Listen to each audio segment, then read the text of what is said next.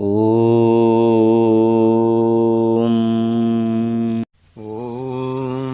यस्य भूमिः प्रमा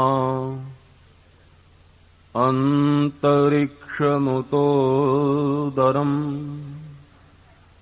दिवं यश्चक्रे मूर्धानम् तस्मै ज्येष्ठाय ब्रह्मणे नमः।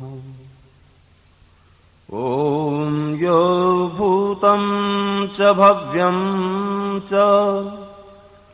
सर्वं यश्चादितिष्ठति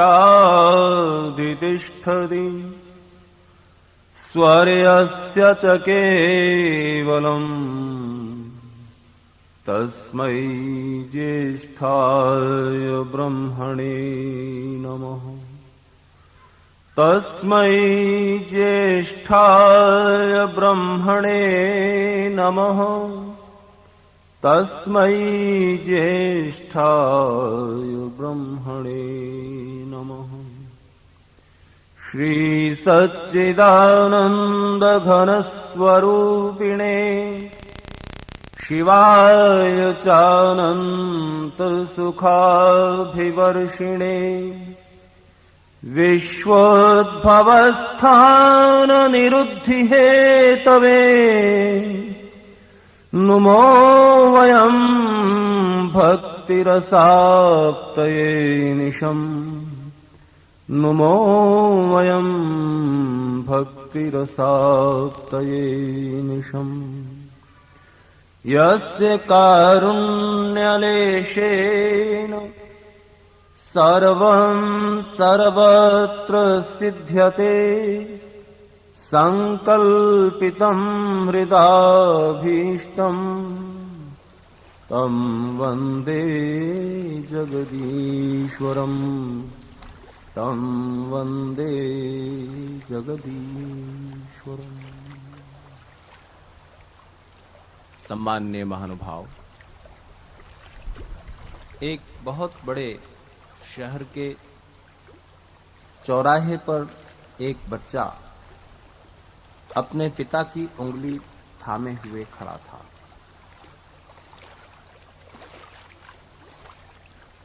पिता सड़क के इस पार से उस पार जाने की प्रतीक्षा में थे। बच्चे को कहीं जाने की चिंता नहीं थी, उसको तो पिता के साथ रहना था, जिधर भी चले। शहर में वो बच्चा पहली बार आया था गांव से, और बड़े कौतूहल से, बड़े अचरज से इतनी बड़ी भारी भीड़ को देख रहा था। कोई कार में, कोई साइकिल पर, मोटरसाइकिल पर, बस में, अलग अलग तरह के वाहनों में, कोई पैदल। हजारों सैकड़ों लोग बड़ी तेजी से इधर से उधर भागे जा रहे हैं। गांव में तो उसने ऐसा नहीं देखा था।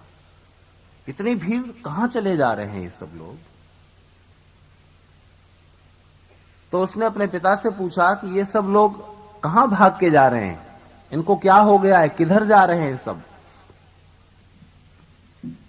तो पिता ने जवाब दिया कि बेटा, ये सब एक ही तरफ जा रहे हैं।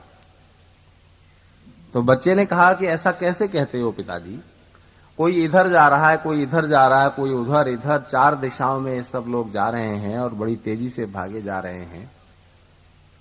आखिर क्या इनका उद्देश्य है इधर उधर सबके बड़ी तेजी से चलकर चले जाने का? तो पिता ने कहा कि बेटे, अभी तुमको लगता है कि ये सब इधर उधर दिशाओं में जा रहे हैं, कोई कहीं कोई कहीं,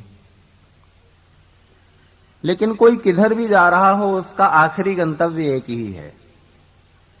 बड़े होकर तुम समझोगे कि ये सब एक ही ओर जा रहे हैं।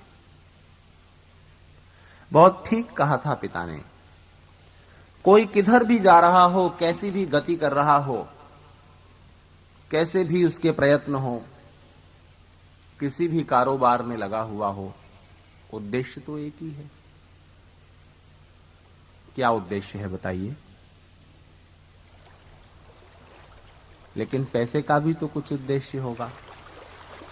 कोई अधिक धन कमाने में लगा हुआ है, किसी को अधिक प्रसिद्धि की चाह है, किसी को बहुत धन प्रसिद्धि सब कुछ मिल गए लेकिन घर में संतान नहीं है तो फिर उसकी चाह है।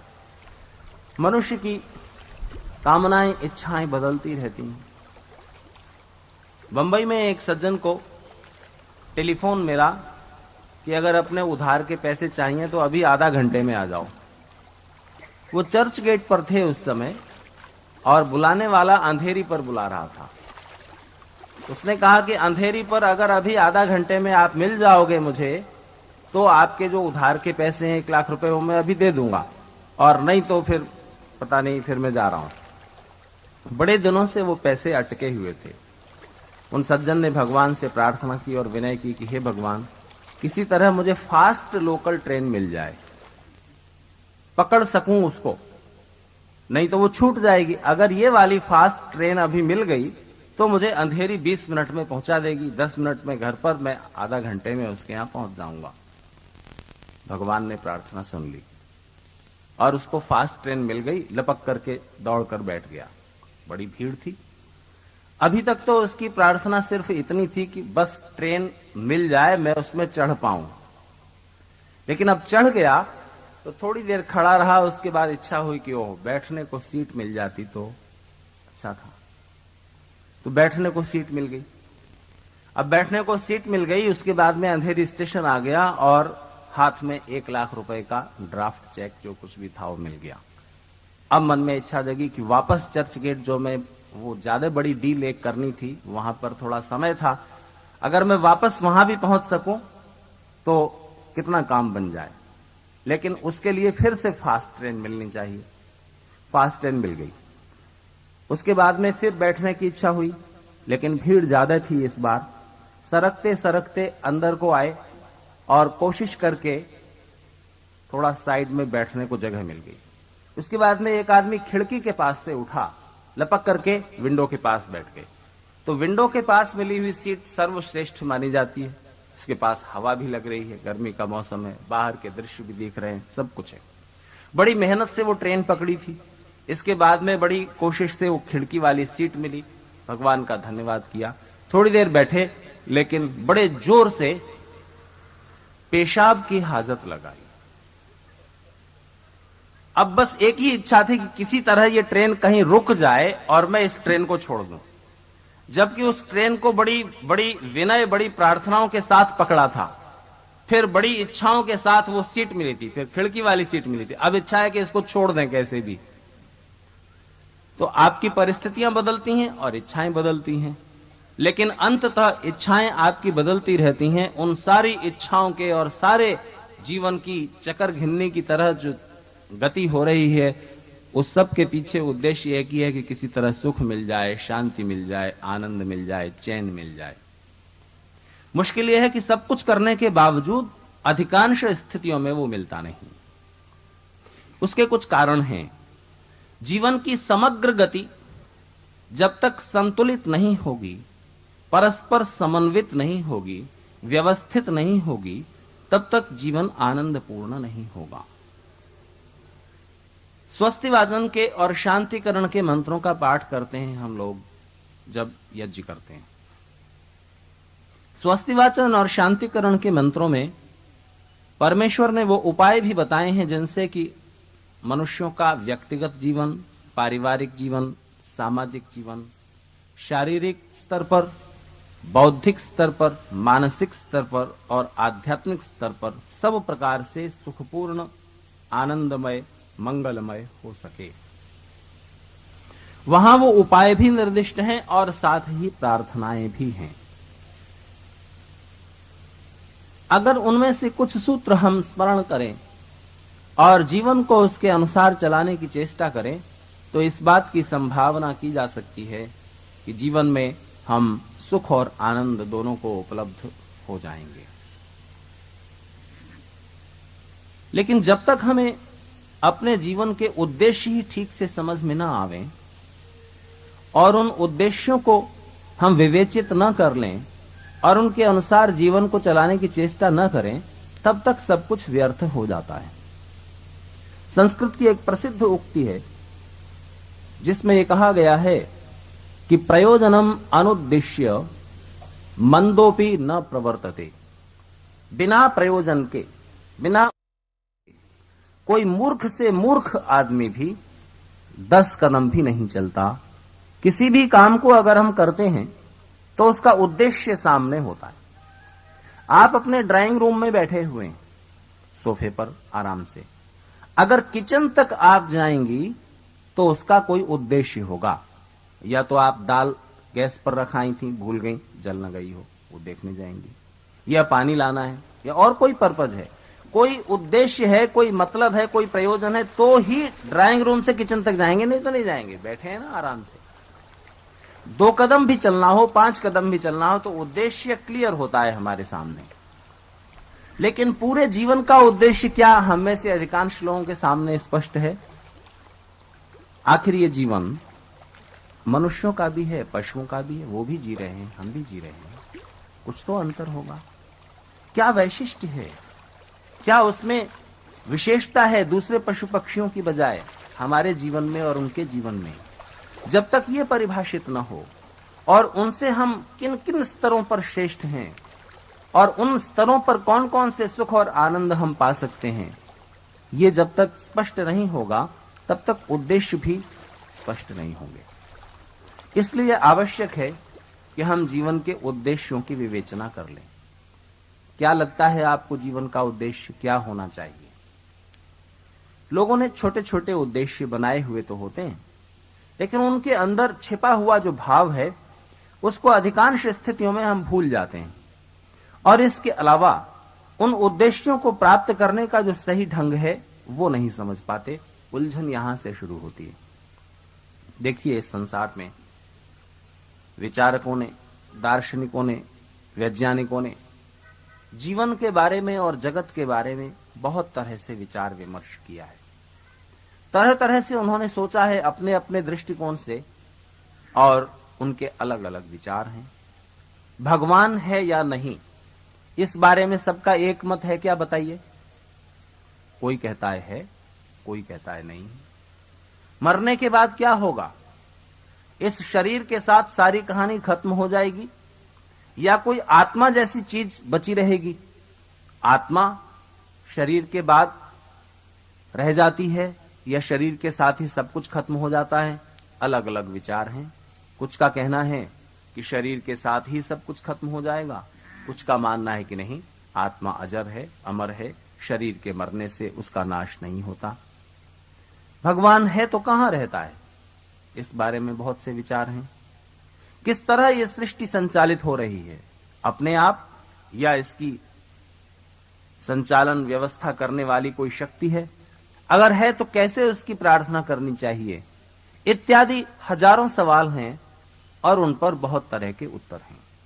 गौतम बुद्ध ने 11 प्रश्नों को अव्याकृत घोषित कर दिया था।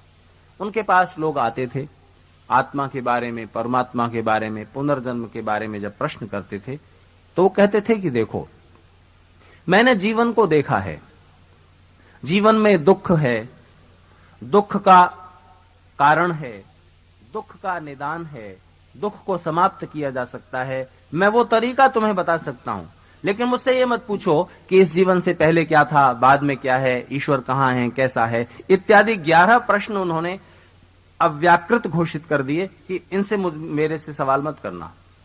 क्योंकि उनके समय में सारा विद्वत समुदाय आपस में बहस करने में और विवाद करने में इतना अधिक तल्लीन था, इतना अधिक आपस में उलझने थीं, और इन प्रश्नों के ही दायरे में घूमते रहकर वो विद्वान लोग आपस में इतने भयानक विचार करते थे, और उनके कारण छोटे छोटे मनुष्यों के दायरे इतने अधिक थे कि समाज बहुत सारे मत पंथों में बंट गया था। तो बुद्ध का कहना था कि मैं इस उलझन में नहीं पड़ता और इन 11 प्रश्नों पर मुझसे चर्चा मत करो। लेकिन प्रश्न तो अपनी जगह उपस्थित होता ही है।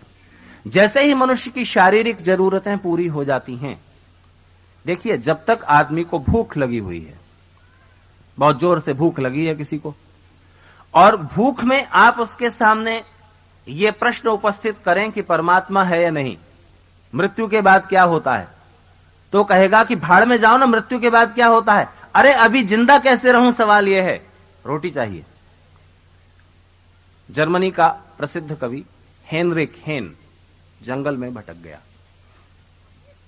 गया था शिकार खेलने के लिए, रास्ता भूल गया और अपनी राइफल के साथ, कंधे पर लटकाई हुई राइफल और पानी की बोतल और बिस्कुट का पैकेट, इस सब को लिए हुए भटकता रहा जंगल में 5-7 दिन तक।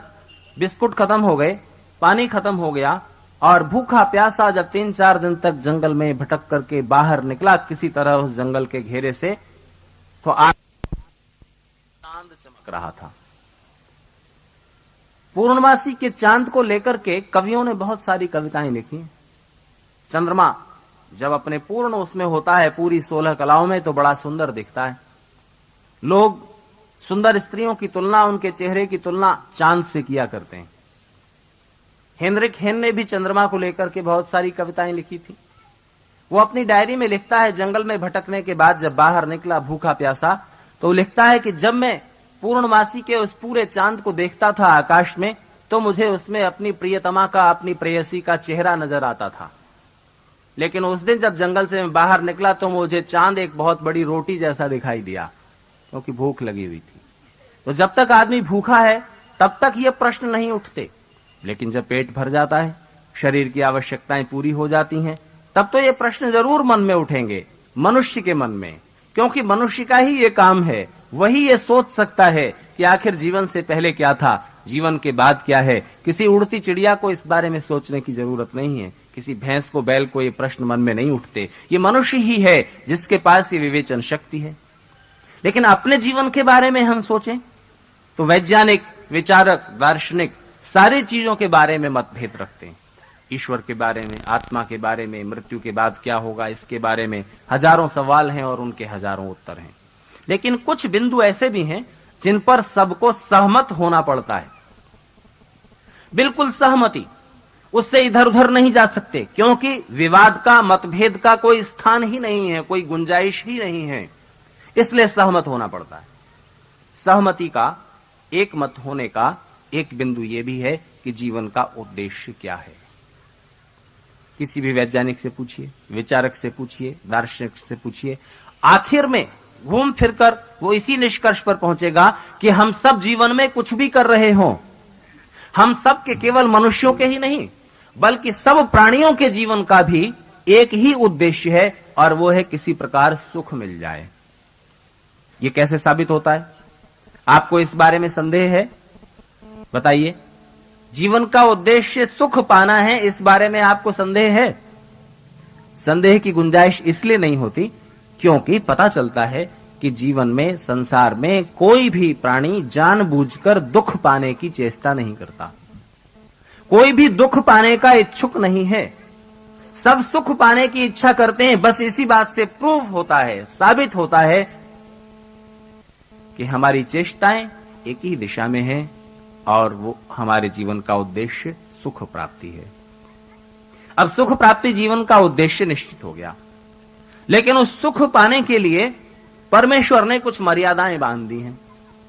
अगर ऐसा करोगे तो सुख मिलेगा, और इसके विरुद्ध जाओगे तो कभी सुख नहीं मिलेगा, कभी नहीं मिलेगा। देखिए, संसार में परमेश्वर ने जितने भी पदार्थ बनाए हैं वो किस लिए बनाए हैं बताइए? सुख के लिए बनाए हैं या दुख के लिए बनाए हैं? जी बताइए। फिर परमात्मा के बनाए हुए संसार में दुख क्यों है?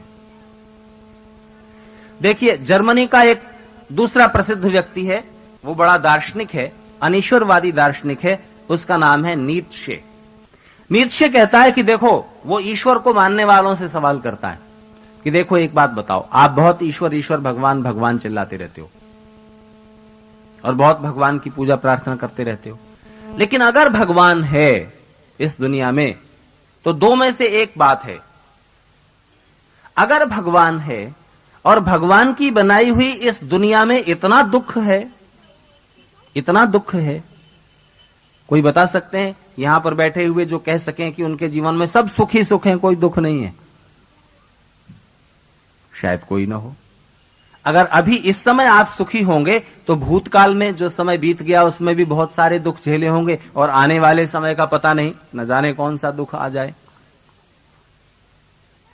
किसी के जीवन में किसी तरह का दुख है, किसी के जीवन में किसी तरह के सुख की कमी है। तो नीत्शे कहता है कि धरती पर इतना दुख है, मानव समुदाय के बीच में और सारे प्राणी जगत में बहुत दुख है। भगवान इन दुखों को देखता रहता है। भगवान है तो सबके दुख देखता होगा ना, कितने दुखी हैं लोग, और इन दुखों को वो दूर करता नहीं। तो दो में से एक बात है, या तो भगवान इन दुखों को दूर करता नहीं, दूर कर सकता है और फिर भी दुखों को दूर करता नहीं, तो कितना निर्मम है, कितना क्रूर है, कितना निर्दय है। उसको कोई दया ही नहीं आती, कोई रहम नहीं आता हम सब के दुख देख देख करके। दुख दूर कर सकता है और दुख दूर करता नहीं, तब तो वो बेरहम है, निर्दयी है। और अगर दुख दूर कर ही नहीं सकता तो फिर वो कमजोर है, लाचार है, शक्तिहीन है। भाई दो में से एक बात मान लो, या तो वो दुख दूर कर नहीं सकता तो शक्तिहीन है, लाचार है, कमजोर है, और दुख दूर करने की शक्ति उसके पास है फिर भी दुख दूर करता नहीं, तो इसका मतलब वो बहुत बेरहम है, निर्दयी है। दो में से एक बात माननी होगी। सवाल उसका बड़ा जबरदस्त है। आप चूंकि आस्तिक हैं, ईश्वर को मानते हैं, इसलिए आप अंदर अंदर नीत्शे की बात से कुलबुला रहे होंगे कि नीत्शे ऐसे कहता है। अच्छा, लेकिन जवाब तो दीजिए। जवाब है, अभी मैं आपसे उस जवाब को नहीं देता, फिर के लिए छोड़ता हूं। बहरहाल दुख है, दुख से बचने की चेष्टा हम सबकी है। परमात्मा ने इस संसार में, मैं आपसे कहता हूं, जितने भी पदार्थ बनाए हैं सब सुखद हैं, सब सुखद हैं, मनुष्यों के लिए भी और सब प्राणियों के लिए भी। लेकिन उनसे सुख उठाने के लिए, सुख प्राप्त करने के लिए हमें प्रयत्न करना होता है। यूं ही सुख नहीं मिलेगा। संसार में परमेश्वर की ओर से अस्तित्व है। अस्ति, अस्ति का क्या अर्थ होता है एग्जिस्टिंग। जो एग्जिस्टेंस है परमात्मा ने बस बना दिया। अब ये सब पदार्थ हैं आपके चारों तरफ। उस अस्तित्व को स्वस्तित्व करने के लिए, उस अस्थि को स्वस्ति बनाने के लिए, सुखद बनाने के लिए आपको कुछ प्रयत्न करने होंगे। और वो जो भी प्रयत्न हैं, जो अपने और सबके सुख के कारण हैं, उन सबको सामूहिक रूप से कोई एक नाम दिया जाए तो उसे आप यज्ञ कह देंगे। सामूहिक रूप से अगर सबके सुख का कोई प्रावधान, कोई व्यवस्था बनाई जाए तो उसे आप धर्म कह देंगे। ध्यान दीजिए, धर्म और यज्ञ अंतर क्या हुआ? सबके सुख की जो व्यवस्था है, उस व्यवस्था का नाम, उन नियमों का नाम धर्म है। और सबके सुख का जो प्रयत्न है, जो चेष्टा है, जो शुरुआत से लेकर आखिर तक जिस विधि से, जिस प्रक्रिया से होनी चाहिए, उस प्रोसेस का, उस प्रक्रिया का नाम यज्ञ है। जब तक आपके चारों तरफ बिखरे हुए पदार्थों में से आप विभिन्न पदार्थों के गुण, कर्म, स्वभाव को जाने नहीं, पहचाने नहीं, देव पूजा न करें और उसका उचित उपयोग न करें, संगतिकरण न करें, फिर उसको अपने और सबके सुख के लिए प्रयोग में न लाएं, सुख उसमें से निकलेगा नहीं। देखिए, कपास पैदा हो गई, जंगल में अपने आप भी उगाती है, लेकिन उस कपास में से जब तक उसको धागे का रूप देकर के, धागे को कपड़े का रूप देकर के और उस कपड़े से अपना और दूसरों के तन ढकने का प्रयोग न किया जाए, तब तक वस्त्र नहीं बनेगा और उससे सुख नहीं उपजेगा। तो सवाल इस बात का है कि परमेश्वर के बनाए हुए संसार में बिखरे हुए विभिन्न पदार्थों को आप कितना स्वस्तिमय बना पाते हैं, कितना कल्याणकारी बना पाते हैं, ये हमारे ऊपर निर्भर है। परमेश्वर ने अपनी ओर से संसार की रचना कर दी और सारा संसार खुले हाथों आपको सौंप दिया। बताइए, संसार की किसी भी चीज का इस्तेमाल परमेश्वर करते हुए दिखाई देते हैं? क्या आपने कभी ये पाया कि भगवान किसी फल को खा रहा हो, पेड़ पर लगे हुए सुंदर फल भगवान को खाते देखा आपने? संसार की कौन सी वस्तु का इस्तेमाल परमेश्वर अपने लिए कर रहे हैं? और जरा सोचिए कि संसार की जितनी भी चीजें हैं, देखिए परमेश्वर के असंख्य नाम हैं, उनमें से उनका एक नाम वास्तुपति भी है। जब आप अपना भवन बनाते हैं ना, अपनी बिल्डिंग बना लेते हैं, तो हिंदू समाज में एक परंपरा चल पड़ी है कि वास्तु विधि की जाती है, वास्तु पूजन करते हैं। क्या होता है वो ये सोच के करते हैं कि कोई इसमें अब आगे अमंगल न हो, कुछ दुख न हो, इसके लिए हम वास्तु देवता को प्रसन्न कर लें। लेकिन उसके पीछे जो वास्तविक भाव है उसको भुला देते हैं। वस्तु किस चीज का नाम है? वस्तु संसार की हर एक बनी हुई चीज को, क्रिएटेड चीज को वस्तु कहते हैं। तो संसार की हर एक जो बनी हुई वस्तु है उसका वास्तव में अधिपति परमेश्वर है, वो वास्तुपति है। आप अपना जो कुछ भी बनाते हैं भगवान की बनाई हुई चीजों में से रॉ मटेरियल उधार लेते हैं और अपना एक क्रिएशन तैयार करते हैं। आपने भवन बनाया, 5 मंजिल का, 10 मंजिल का, बहुत ऊंचा, भव्य, शानदार, मजबूत भवन, बिल्डिंग बनकर तैयार हो गई। आपने क्या किया है? परमेश्वर की बनाई हुई वस्तुओं में से आपने चीजें उधार ली थी। ईंट कहां से बनाई? मिट्टी ली, उसे पका लिया, या पत्थर लिए, उनको एक साइज में तराश लिया, एक दूसरे से जोड़ दिया।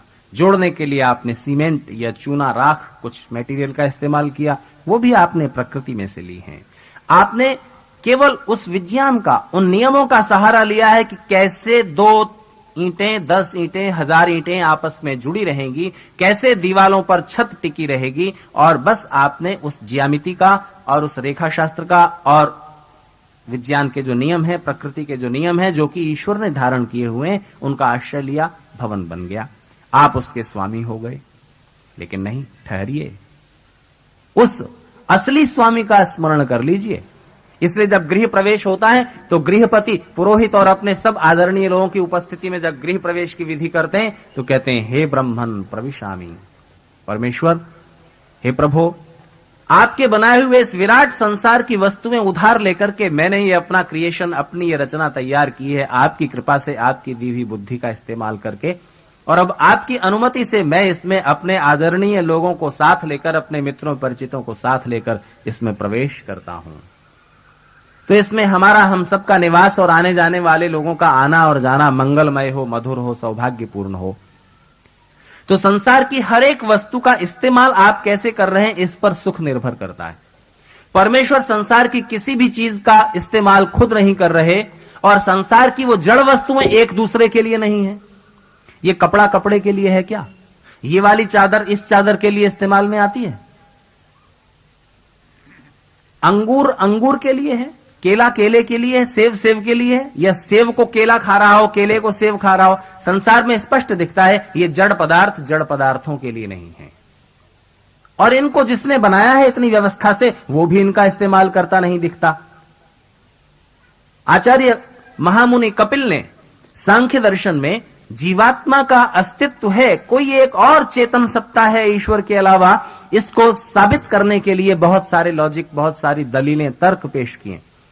उनमें से एक उन्होंने यह भी तर्क दिया है कि संघात परार्थत्वात्, ये जो जड़ पदार्थों का समूह है, जिसने भी इनको इतनी सुंदर व्यवस्था से बनाया है, वो इनका प्रयोग नहीं कर रहा, और ये जो जड़ पदार्थ हैं, जड़ पदार्थों के लिए नहीं है। जाहिर है कोई एक तीसरी सत्ता है जिसे उन्होंने आत्मा और चेतन शक्ति का नाम दिया, और वो बहुत सारे हैं, असंख्य हैं। हम और आप, हमारे आपके लिए ये संसार बनाया है। तो अस्तित्व को स्वस्ति में बदलना, सारे पदार्थों को सुंदर बनाना, उपयोग में लाना, ये स्वस्ति है। तब आप स्वस्ति के पथ पर, आनंद और कल्याण के पथ पर चल सकते हैं, जब आप अस्तित्व को, अस्तित्व में जो भी पदार्थ हैं उनको सुष्ठु सुंदर बनाना सीखें। यह प्रथम चरण है। कृषि और उद्योग की शुरुआत यहां से होती है। वेद में कहा गया है, अक्षयर्मा दिव्य कृषिमित कृषस्व। देखो, खेती करना, जुआ मत खेलना। साधारण सी बात है, लेकिन अंदर पूरा दर्शन संजोया हुआ है। जो व्यक्ति कर्म पर भरोसा रख रहा है वो स्वस्ति की ओर चलेगा, और जो भाग्य पर भरोसा रख रहा है कि बाई चांस हमें कुछ मिल जाएगा, वो दुख की ओर जाएगा। संसार में कुछ भी बाई चांस नहीं मिलेगा, अचानक कुछ नहीं मिलेगा, यूं ही कुछ नहीं मिल जाएगा, कर्षण से मिलेगा। जब आप कर्षण करते हैं अपने पुरुषार्थ से, आपके संसार में जितने भी सुखों के साधन हैं वो सब कहां से प्राप्त होते हैं? पृथ्वी में से। और अंततः कहां विलीन हो जाते हैं? पृथ्वी में। आकाश से क्या प्राप्त होता है आपको? सूरज की किरणें और थोड़ी सी वर्षा की बूंदें। लेकिन वर्षा की बूंदें भी धरती से ही, जल की बूंदें वाष्प बनकर के अंतरिक्ष में गई हैं, वही वापस आई हैं। आपने जो कुछ भी सुख के साधन प्राप्त किए हैं पृथ्वी पर ही हैं। भागवत पुराण में एक सुंदर वर्णन आता है कि जब दो राजा अपनी अपनी सेनाओं को साथ में लेकर के एक दूसरे से युद्ध करते हैं, लड़ाई करते हैं, क्या सोच करके कि ये जमीन मेरी होगी, ये भूमि मेरी होगी, मैं इस पर अधिकार करूंगा, ये भूमि मेरी हो जाएगी। जब इस भावना को लेकर आखिर युद्ध जमीन के लिए ही तो होते हैं कि यहां तक मेरी सीमाएं नहीं। यहां कारगिल की लड़ाई किस लिए हुई? कारगिल की वो पहाड़ियां किसके क्षेत्र में आती हैं? भारत के कि पाकिस्तान के?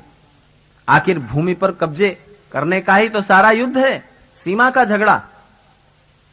तो भागवतकार कहते हैं कि जब दो राजा अपने अपने सैनिकों को साथ में लेकर इस भूमि पर कब्जा करने के लिए एक दूसरे का खून बहाते हैं, तब ये धरती हंसती है और हंसते हुए ये कहती है, अगर वो राजा सुन सकें तो सुने। ये धरती कहती है कि ये राजा मुझ पर अपना अधिकार पाने के लिए निकले हैं, मुझ पर अपना कब्जा जमाने के लिए निकले हैं। इन्हें नहीं मालूम कि इनके दादा परदादा और उनके भी परदादाओं की हड्डियां मेरे अंदर दबी हुई हैं। ये मुझ पर कैसे अधिकार करेंगे? आप पृथ्वी पर और पृथ्वी के साधनों पर अधिकार नहीं कर सकते। दुख कहां से शुरू होता है? जब सुख के साधनों को सुख के लिए इस्तेमाल न करके हम उन पर अधिकार कर लेने का, और ये पदार्थ हमेशा के लिए हमारे हो जाएं और हमारे ही हो जाएं, दूसरे भाड़ में जाएं। जब सब लोग ऐसा सोचने लगते हैं, तब इन पदार्थों के लिए छीन झपट शुरू होती है और यहां से दुरस्ती शुरू होती है। दुरस्ती का अर्थ है पदार्थ हैं, लेकिन वो दुखद हो गए हैं। इसलिए संसार में जो कुछ भी आपको प्राप्त होगा कृषि से होगा। खींच लीजिए, कर्षण कर लीजिए। देखिए, कर्षण कृषि, रूट एक ही है, और उसके पीछे लगा दीजिए आकर्षण। भगवान कृष्ण का नाम कृष्ण किस लिए है? केवल इसलिए नहीं कि वो काले हैं, इसलिए है क्योंकि वो आकर्षक हैं। उनके व्यक्तित्व में एक प्रभाव है, आकर्षण है, खिंचाव है। और वो खिंचाव किस चीज का होता है? बताइए, किस चीज का होता है? शरीर की सुंदरता का, वस्त्रों का, आभूषणों का। वो खिंचाव क्षणिक है। मिनट तक वो आपके व्यक्तित्व के बाहरी स्तर से, आपके शरीर की सुंदरता से, आपके कपड़ों से, आपके आभूषणों गहनों से प्रभावित होगा। 5 मिनट के बाद वो प्रभाव समाप्त हो जाएगा। उसके बाद वो चीज शुरू होगी जो आपके व्यक्तित्व का अंदरूनी हिस्सा है, आपका मधुर व्यवहार, आपका प्रेम, आपका स्नेह। वो जो खिंचाव है वो असली है, वो जीवन भर स्थायी रहता है। तो आपके व्यक्तित्व में जब दूसरों के सुख का भाव उफनता है कि दूसरे भी सुखी हो सकें, और यही यज्ञ की भावना है, यही धर्म की भावना है, यही स्वस्ति पथ पर चलने का मार्ग है। जब आप ये सोचते हैं कि मेरे साथ साथ दूसरे भी सुखी हों, ये सुख दूसरों को भी प्राप्त हो, तब आप स्नेह और प्रेम को अपने व्यक्तित्व में जन्म दे रहे होते हैं। और स्नेह और प्रेम के मन में उबलते ही, आते ही आपके व्यक्तित्व में आकर्षण उत्पन्न होता है। तो पृथ्वी से आप पदार्थों को आकृष्ट करते हैं, खींचते हैं, खींचकर बाहर निकाल लेते हैं। ये कृषि है। लेकिन ध्यान दीजिए, संसार के पदार्थ आप पृथ्वी में से उपजा लेंगे, लेकिन उनको उपयोगी और सुखद बनाने के लिए आपको कुछ उद्योग करना पड़ेगा, प्रयत्न करना पड़ेगा। धरती पर जितने भी पदार्थ हैं वो डायरेक्ट मनुष्य के इस्तेमाल में नहीं आते। सीधे सीधे आप उनको वैसा का वैसा इस्तेमाल में नहीं ले सकते। केवल फल हैं, फल, फ्रूट्स, जो कि जैसे पेड़ पर लगे हुए पक जाने पर वैसा ही आप लेते हैं और डायरेक्ट खा सकते हैं। दूसरा दूध है, जिसे आप वैसा ही लेकर के पी सकते हैं। लेकिन बाकी संसार के सभी पदार्थों को उपयोगी बनाने के लिए आपको कुछ और प्रयत्न करना पड़ता है। तो कृषि से आप रॉ मटेरियल, कच्चा मटेरियल प्राप्त करते हैं, पृथ्वी से कच्चा माल, और फिर उसको उपयोगी बनाते हैं। कपास आप पैदा कर लेंगे जमीन में, फिर उसको उपयोगी बनाएंगे, धागा बनाएंगे, कपड़ा बनाएंगे, फिर उस कपड़े को भी काट छांट करके पहनने योग्य बनाएंगे। तो संसार की सारी सुखद व्यवस्था भौतिक पदार्थों की कृषि और उद्योग पर निर्भर है, और वो सब उसका मूल पुरुषार्थ है। इसलिए सूत्र क्या हाथ में आया? महर्षि दयानंद से किसी ने पूछा, सुख प्राप्त करने का तरीका क्या है? तो ऋषि दयानंद उत्तर देते हैं, सुख प्राप्त करने के 2 ही उपाय हैं। एक तो पुरुषार्थ और दूसरा पुण्य। पुरुषार्थ क्या है? ठीक दिशा में ठीक तरह से किया गया प्रयत्न, ठीक दिशा में ठीक तरह से, यानी बुद्धिपूर्वक और धर्मपूर्वक किया गया प्रयत्न पुरुषार्थ है। और पुण्य क्या है? अपने सुख के अलावा परमेश्वर के बनाए हुए इस संसार में दूसरों को सुख पहुंचाने की जो कोशिश है वो पुण्य है। दूसरों को सुख पहुंचाने की कोशिश में आप जब कुछ भी कर रहे होते हैं, चाहे वाणी से, विद्या से, हाथ से, पैर से, धन से, किसी भी तरह से आप जब कुछ कर रहे होते हैं दूसरों को सुख पहुंचाने की भावना से, तो वो कार्य पुण्य में बदल जाता है। और उस पुण्य के बदले में जितनी मात्रा में आपने दूसरों को सुख पहुंचाने की कोशिश की थी, उतनी मात्रा में परमेश्वर की व्यवस्था से आपको सुख प्राप्त होगा ही। और जितनी मात्रा में आपने पुरुषार्थ किया, उतनी मात्रा में आप सुख प्राप्त कर लेंगे। तो पुरुषार्थ कृषि और उद्योग का आधार है। उस पुरुषार्थ को जब हम अपने साथ साथ दूसरों के सुख के लिए भी प्रयोग में लाते हैं, तब उसका नाम यज्ञ हो जाता है। तो जीवन के ये सूत्र हैं। परमेश्वर ने वेद के मंत्रों में उनका उपदेश किया है और परमेश्वर की अपेक्षा है कि आप इस संसार में सब प्रकार के सुख और आनंद को प्राप्त करें। भगवान ने अपनी तरफ से संसार को सुखद बनाया है, लेकिन हम मनुष्य अपने आप इस संसार में दुख को पैदा करते हैं। दुख अगर है तो परमेश्वर की ओर से नहीं है, वो हमारे अपनी मूर्खता, बुद्धिहीनता, आलस्य, स्वार्थ, पुरुषार्थहीनता या पाप का परिणाम है। दुख के ये कारण है, इसलिए ध्यान दीजिए। आचार्य चरक ने कहा कि संसार में कोई भी पदार्थ ऐसा नहीं है जो मनुष्य के लिए कहीं न कहीं सुखद न हो। यहां तक कि जहर भी, पॉइजन भी मनुष्य के लिए सुखद है, केवल उसका उपयोग करना आना चाहिए। आयुर्वेद के जानकारों से पूछिए, संख्या जैसा तीव्र विष जो कि जिसकी जरा सी मात्रा, चावल के बराबर भी जहर वो संख्या खा लिया जाए, तुरंत मृत्यु हो जाएगी। सांप का जहर शरीर में लग जाता है, काट खाता है, वो मृत्यु हो जाती है। लेकिन चिकित्सा वैज्ञानिकों से पूछिए कि सांप का जहर कितनी कितनी औषधियों में काम आ रहा है। पता लगाइए कि संख्या को भी शुद्ध करके, भस्म बना करके और वृद्धावस्था में बल शक्ति प्रदान करने के लिए आयुर्वेद में संख्या का इस्तेमाल होता है। उसकी भस्म बना के, शुद्ध करके, और नाखून के बराबर, जितना नाखून बाहर बढ़ आया है जरा सा, बस उतनी मात्रा में आप वो लीजिए भस्म और वापस गिरा दीजिए। बस जितनी चिपटी रह गई, जितने कण, उतने चाट लीजिए और ऊपर से दूध पीजिए, शक्ति प्राप्त होगी। लेकिन वो शुद्ध रीति से बनाया हुआ हो, संख्या की भस्म को, जिसे मल्ल भस्म कहते हैं। तो हर एक चीज उसके सदुपयोग से सुंदर बन जाती है, सुखद बन जाती है। इसलिए आचार्य चरक ने कहा कि आप 3 तरीकों से संसार के पदार्थों को दुखद बना लेंगे: अयोग, अतियोग और मिथ्या योग।